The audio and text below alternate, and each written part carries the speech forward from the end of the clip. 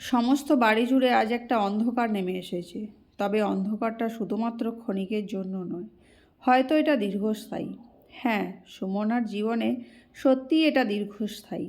সুমনা সেই সকাল থেকেই বই নিয়েই বসে আছে। সামনে তার বড় পরীক্ষা। কথা দিয়েছে সে তার মাকে, সুমনা তার মায়ের লক্ষ্য পূর্ণ করবেই। তবে রজনী দেবী কোনোদিনও মেয়ের উপর কোনো বিষয়ে জোর করে কিছু চাপিয়ে দেননি।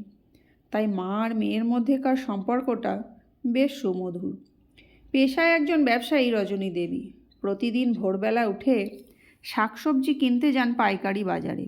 সেই সবজি এনে বিক্রি করেন গ্রামের বাড়িতে বাড়িতে। শত কষ্ট সহ্য করেও তার একমাত্র শান্তির উৎস মেয়ের মুখের হাসি। তাই সেই হাসি ফোটাতে তিনি জীবন পণ রেখে দিনরাত পরিশ্রম করেন। সুমনার কাছেও তার মা মানেই তার গোটা পৃথিবী। তাই মায়ের যতটা সম্ভব খেয়াল রাখে সুমনা। কিন্তু তার মনে বারে বারে একটাই প্রশ্ন নাড়া দেয়, তার মাকেই কেন সব দিক সামলাতে হয়, তার বাবা কোথায়? এই প্রশ্ন যে দীর্ঘ 12 বছর ধরে তার মাকে করে আসছে। কিন্তু তার মা কখনোই তাকে এই প্রশ্নের সঠিক উত্তর দিতে পারেন না। প্রশ্নটা করা মাত্রই কেমন যেন উদাসীনতার প্রলেপ তার মুখে ফুটে ওঠে। তাই সুমনা বারে বারে থেমে যায়।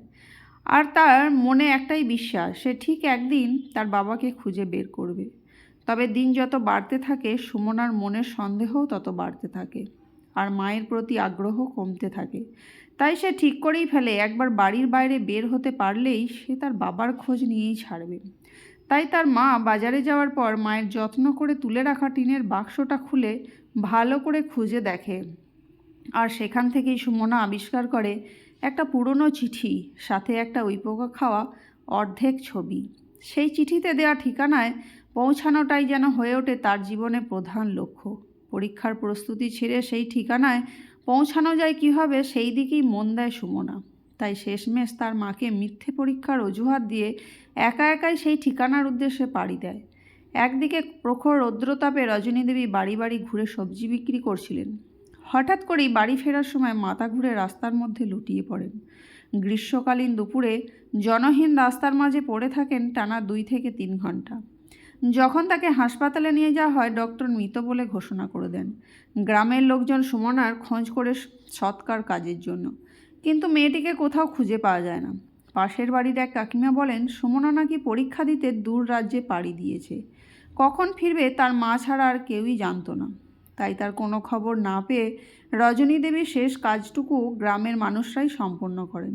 1 সপ্তাহ পর সুমনা যখন বাড়ি ফেরে তখন চারদিক খাঁ খাঁ করছে।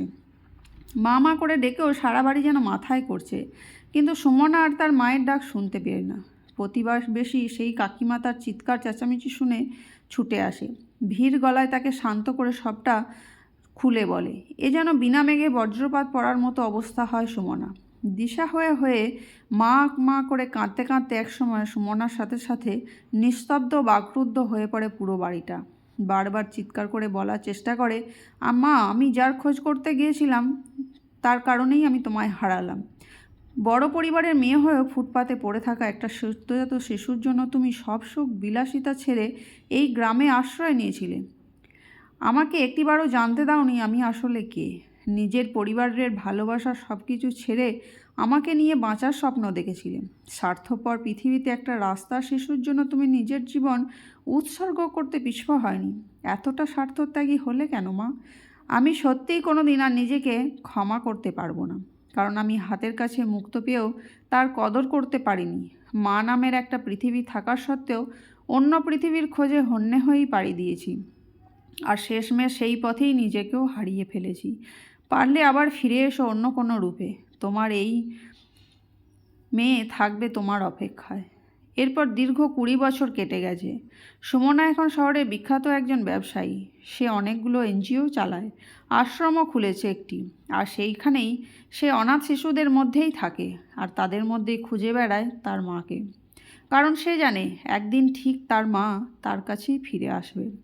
তার মা তার মায়ের রূপে না হলেও অন্য কোনো রূপ নিয়ে ঠিক তার সামনে এসে দাঁড়াবে। ধন্যবাদ।